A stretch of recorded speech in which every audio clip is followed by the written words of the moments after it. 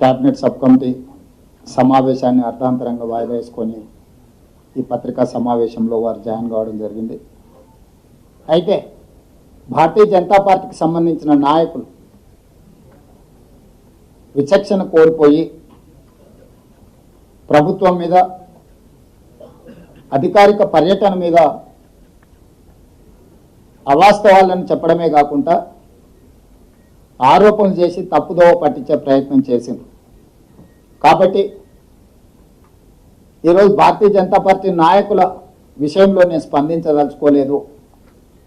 ఇది రెండు ప్రభుత్వాలు, ప్రజాప్రతినిధులు సంబంధించిన అంశం. రాజకీయ అంశాల జోలికి వెళ్లకుండా ప్రభుత్వాలు నిర్వహించవలసిన బాధ్యత గురించి ఈరోజు కేంద్ర ప్రభుత్వానికి నేను గుర్తు చేయదలుచుకున్నా. ఈరోజు నా పర్యటనలో భాగంగా మేము అప్లికేషన్ పెట్టినప్పుడు అప్లికేషన్లో స్పష్టంగా, ఎందుకంటే ఇది అఫీషియల్ కరెస్పాండెన్స్ కాబట్టి డిస్క్లోజ్ చేయొద్దు అనుకున్నా, కానీ ఈరోజు వివరాలు ఇవ్వలేదు. అందులో అసంపూర్ణమైన వివరాలు ఉన్నాయి.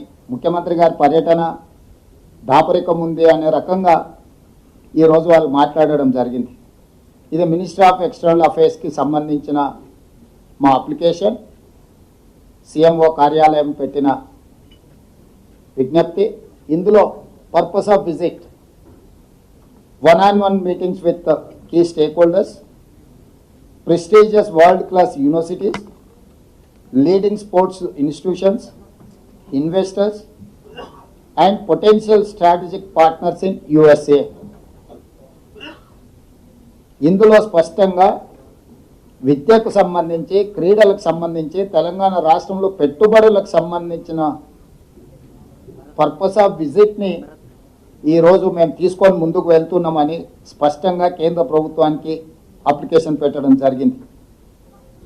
The objective is to promote Telangana as a premier educational and sports hub and facilities collaborations and investment that can bring world class universities education institutes in Telangana. స్పష్టంగా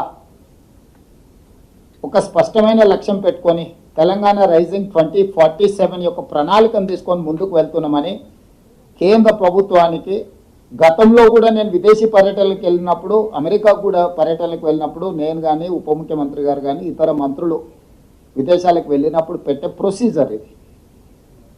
క్రిస్టల్ క్లియర్గా వివరాలు అందించడం జరిగింది. వాళ్ళు ఏమన్నారు? Ministry of external affairs has examined the proposal, clearance from political angle is decline. Last టైంలో సింపుల్గా reply చేశారు. Ministry of external affairs has examined the proposal, clearance from political angle is decline. ఇది వాళ్ళ రిప్లై. సో రాజకీయపరమైన నిర్ణయాలతో మేము మీ పర్యటనను తిరస్కరిస్తున్నామని చెప్పారు. What is the political reason? I wanted to ask Narendra Modiji, you have visited many countries. మీరు ఎన్నో దేశాలకు పర్యటనలకు వెళ్ళారు. మీరు కాదు, మీకు సంబంధించిన రాష్ట్రం నుంచి గుజరాత్ ముఖ్యమంత్రి భూపేంద్ర పటేల్ ఆగస్టు 17 నుంచి 24 వరకు ఈ నెలలోనే యుఎస్, కెనడాలో 8 రోజుల విదేశీ పర్యటనలకు వెళ్ళాడు. దేనికోసమో వైబ్రెంట్ గుజరాత్ 2047 అనే పాలసీ డాక్యుమెంట్ను ప్రమోట్ చేయడానికి, రోడ్ షోలు చేయడానికి గుజరాత్ ముఖ్యమంత్రికి మీరు అనుమతి ఇచ్చారు. నరేంద్ర మోడీ గారి స్వరాష్ట్రమైన గుజరాత్ ముఖ్యమంత్రికి వైబ్రెంట్ గుజరాత్ 2047 పెట్టుబడులను ఆకర్షించడానికి మీరు అనుమతిస్తారు. అతను కెనడా, అమెరికా లాంటి దేశాలలో పర్యటిస్తాడు, పెట్టుబడులు పెట్టే వాళ్ళతో కలుస్తాడు, మాట్లాడతాడు, గుజరాత్లో పెట్టుబడులు పెట్టమని ఆహ్వానిస్తాడు. అదే తెలంగాణలో తెలంగాణ రైజింగ్ 2047 పాలసీలో భాగంగా ఎడ్యుకేషన్, స్పోర్ట్స్ అండ్ ఇన్వెస్ట్మెంట్స్, వీటి కోసం తెలంగాణ ముఖ్యమంత్రి పర్యటన చేస్తా అంటే అమెరికా పర్యటనను తిరస్కరిస్తారు. నేను ఒక ప్రశ్న సూటిగా కేంద్ర ప్రభుత్వాన్ని అడగదలుచుకున్నాను. నిజంగా నా విదేశీ పర్యటనలో విషయం లేదు, లేకపోతే విషయాలు మీకు అందించలేదంటే ఇంగ్లాండ్కి అనుమతి ఎందుకు ఇచ్చిండ్రు? అమెరికాకు అనుమతి ఎందుకు తిరస్కరించారు? ఇంగ్లాండ్ అమెరికాకు రెండింటికి ఒకే విధానాలతోని ఒకే అంశాలను తీసుకొని నేను విదేశీ పర్యటన చేసిన. ఇంగ్లాండ్లో నేను ఆక్స్ఫర్డ్ యూనివర్సిటీ వెళ్ళడం జరిగింది. ఆక్స్ఫర్డ్ యూనివర్సిటీ హైదరాబాద్కు టీంను పంపించి ఇక్కడ ఆక్స్ఫర్డ్ యూనివర్సిటీ స్టార్ట్ చేయడానికి పరిస్థితులను పరిశీలిస్తామని మనకు అష్యూరెన్స్ ఇచ్చారు. కేంబ్రిడ్జ్ యూనివర్సిటీకి వెళ్ళిన ఎంసీహెచ్ఆర్డీ క్యాంపస్లో షార్ట్ టర్మ్ కార్యక్రమాలను నిర్వహించే విషయాన్ని వాళ్ళు పరిశీలిస్తామని మనకు అష్యూర్ చేశారు. భారత్ ఫ్యూచర్ సిటీలో ఆఫ్షోర్ క్యాంపస్ పెట్టడానికి కూడా మేము పరిశీలిస్తామని చెప్పారు. యూనివర్సిటీ ఆఫ్ లండన్ హైదరాబాద్లో లండన్ యూనివర్సిటీ ఆఫ్ క్యాంపస్ ఏర్పాటుకు అంగీకరించింది. సంబంధిత అధికారులను నేను కలిసిన, లండన్ స్కూల్ ఆఫ్ ఎకనామిక్స్ వాళ్ళతో నేను మాట్లాడిన, వాళ్ళు హైదరాబాద్కి టీంలను పంపిస్తామన్నారు. అదేవిధంగా లండన్ బిజినెస్ స్కూల్ వీళ్ళతో మాట్లాడుతూ కూడా ఎంసీహెచ్ఆర్డీలో షార్ట్ టర్మ్ కోర్సులను వాళ్ళు ప్రారంభించడానికి చేశారు.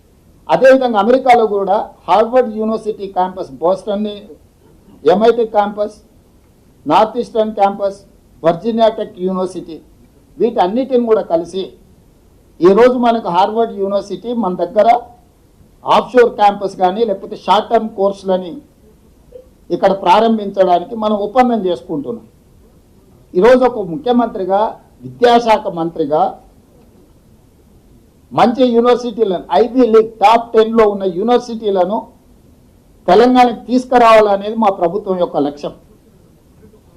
ఒకప్పుడు మహాత్మా గాంధీ గారు, డాక్టర్ బాబాసాహెబ్ అంబేద్కర్ గారు ఇంగ్లాండ్లో చదువుకోవడం వల్ల, లండన్ స్కూల్ ఆఫ్ ఎకనామిక్స్లో డాక్టర్ బాబాసాహెబ్ అంబేద్కర్ చదువుకోవడం వల్ల ఈ దేశానికి దార్శనికుడిగా మారింది. ఈ దేశం యొక్క దాస్య శృంఖలాల నుంచి విముక్తి మహాత్మా గాంధీ గారు కల్పించగలిగారు.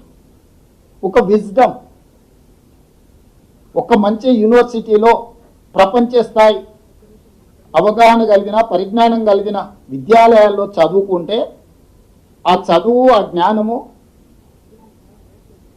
మన ప్రాంతము, మన రాష్ట్రము, మన